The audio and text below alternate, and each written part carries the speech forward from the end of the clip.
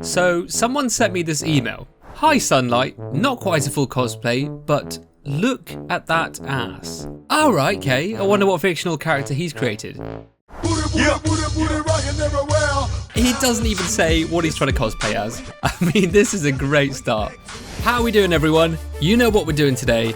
Cosplays, a strong favourite amongst the community, seems to bring out a huge amount of creativity, and you're seeing a few extra bonus clips here at the start that I couldn't fit into the 10. Basically, people have made their own versions of fictional characters from things like Game of Thrones, Harry Potter, and even Ugandan Knuckles somehow ended up in there.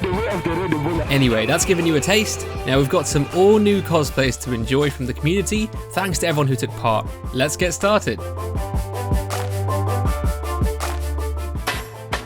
The first creation comes from Pyrrha, the dark soul of Star Wars, Lord Vader. So first things first, by far the most impressive piece to this cosplay is the helmet face mask.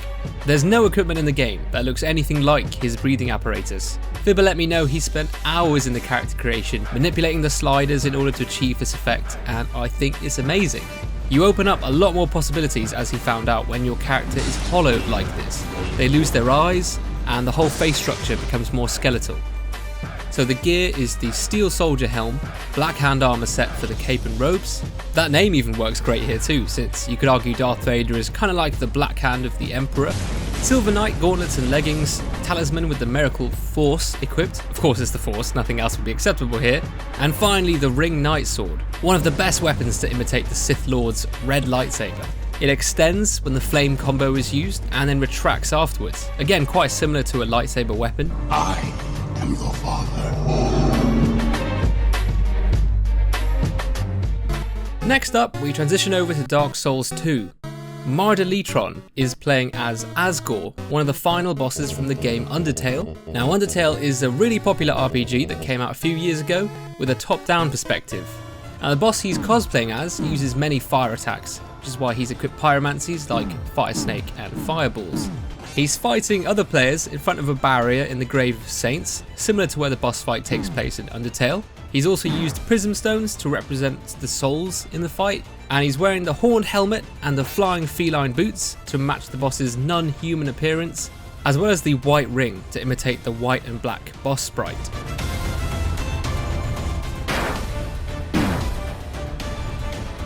Moonlit Aria has made a character from Team Fortress 2, specifically the Pyro. A surprising cosplay, I know, but believe it or not, it works.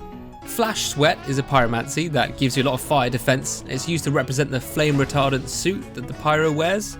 The Gargoyle Hammer's weapon art, which I've never seen anyone use online, by the way. It acts as the Pyro's homemade flamethrower.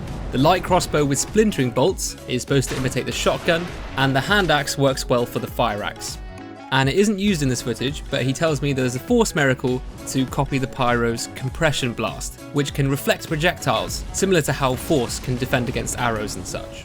He invades in the Kiln of Flame arena as both a Dark Moon and Rosaria invader, so as both the red team and blue team.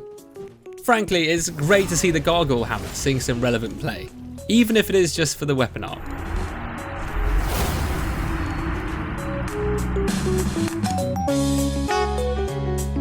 Last time on Dragon Ball Z. Good soil for good growth.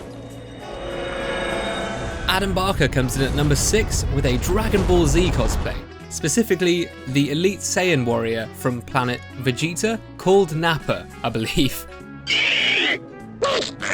Hopefully I'm pronouncing things right. What you saw just there was Nappa planting some Cyberman men. Basically, these are seeds that you plant in the ground and they turn into green humanoid creatures that fight. I've never actually watched Dragon Ball Z, as you can probably tell, but I remember as a kid I used to collect those Tazos from crisp packets and stuff. Good times, good times. Other than that, he uses big pyromancy attacks such as Chaos Storm to emulate the big AoE powers he has in the show, like Volcano Explosion and Blazing Storm. This means he's using absolutely terrible pyromancies that just do not work in PvP. Like Profaned Flame and Chaos Storm, which he actually gets a kill with, so you gotta respect that dedication to the craft there. Other than that, he's got big bulging muscles and Kestis fist weapons to beat everyone up. He's still alive! Now that's what I want to see!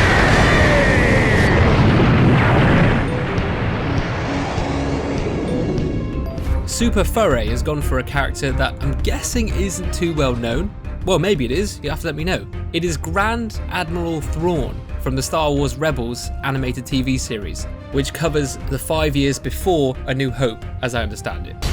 Thrawn is an Imperial officer of the Galactic Empire. He's a strategic genius who likes to understand his enemies, as well as their art and culture. Clearly, a lot of time has been spent here in the character creation menus, of course, getting the blue skin and facial features correct. He also uses the dancer armor, iron bracelets and pontiff leggings to recreate his white uniform. He's invading an Irithyll, mainly in the art gallery section, pointing at art and architecture and punishing those who break the furniture in here. You surprise me. Is your history worth so little to you? Plus, the homeworld of Thrawn is an ice world, so Irithyll's pretty fitting either way. I did notice you use weapons that are quite elegant to show this high status, such as the Astora Greatsword and the Golden Falcon Shield, even the Lothric War Banner to indicate his position as a military commander. Considering I never heard of Thrawn before, I think you did this really well, because I can get a very good insight into who this character is and how he thinks, just through the choices you made in this video. Are you quite finished?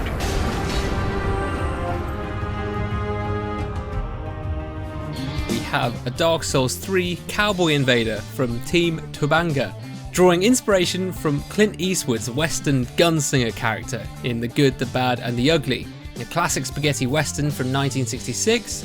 This is a Souls cowboy with the Avalyn to represent the quick draw revolvers, the black hand hat for the very wide rim. Dragon scale armor works quite well actually for the casual, loose flowing shawl that you imagine cowboys to have over one shoulder, and then of course the whip and dagger in the main hand. One thing I must admit I wasn't sure about, you didn't mention, is the force castings. Maybe there's a reason for them that I haven't thought about though.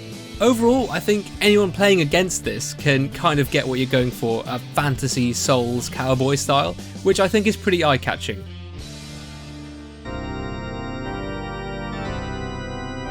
Next up is a cosplay I got sent in the most. I got sort of 5 or 6 of these, which is interesting. A lot of people sent me Ganondorf. In the end, I've chosen the version from Chosen of Darkness 8, cosplaying as the Hyrule Warriors version of Ganondorf from The Legend of Zelda, with his paired magic greatswords. Ganondorf is the main villain in a majority of the games, and is known as the Dark Lord, the King of Evil, and the Demon King.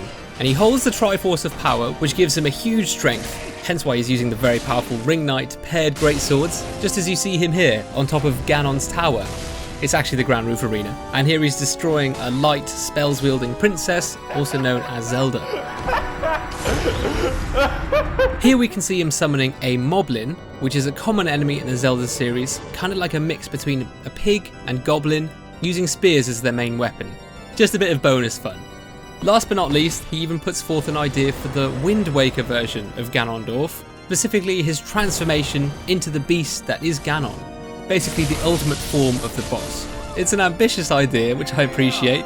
However, I'm still not fully convinced the dragon form in Dark Souls 3 is good for anything. But either way, I like your thinking, and overall it works really well.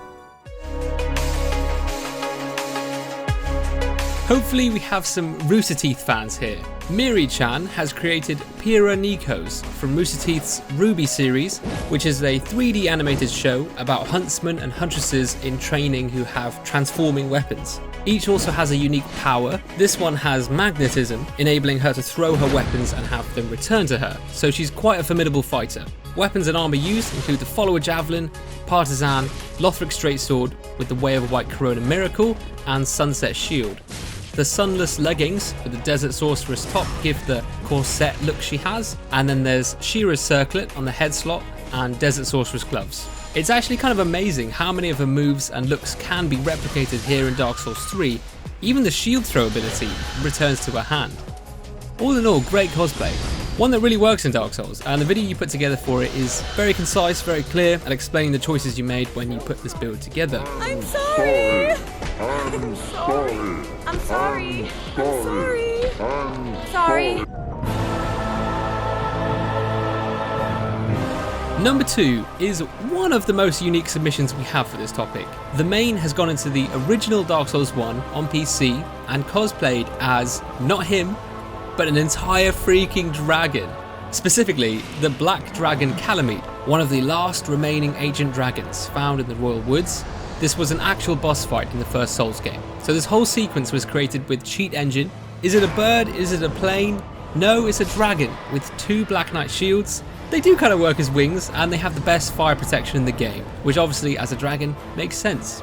So he's got people to invade him, and therefore he has become the true Calamite boss. And he acts like it too, with many pyromancies imitating the flame attacks, and then the obsidian greatsword for his physical attacks. To recreate Calamite's tail getting cut is quite smart. When he's backstabbed, he removes the obsidian greatsword from his left ammo slot, which also disappears in-game, while he reaches into his inventory and drops the obsidian greatsword onto the ground. Great little detail there. To recreate the grab attack, he used Cheat Engine to modify the Dark Hand to give the Calamity effect to everything its attacks connect with. This effect means you take double the amount of damage you normally would while it's active. That's really interesting, because it means his opponents have to be twice as careful for the remainder of the fight. You know, we've had submissions in the past where people have made their own boss fights in Cheat Engine. This is kind of like that, a really fun yet challenging boss fight for other players to invade and try out. I quite like creative stuff like this. Other things to mention, he's in the Gravelord Covenant to gain the Black Flame Aura, which of course suits the Calamite fashion very well. He's got the Dragon Body, Crown of the Great Lord, and a merging of the Black Knight armor for extra fashion details. Obsidian Greatsword and pyromancies that mimic Calamite's attacks are the main weapons here, and he's narrowed the iconic Calamity Eye, so it squints further than normal with the help of Cheat Engine, I believe just for fashion purposes. Finally, he's got the wolf ring on so that he's not staggered by everything. I know this took a ton of time to set up and extract all the sounds for your video and all the rest, but I think it was well worth it.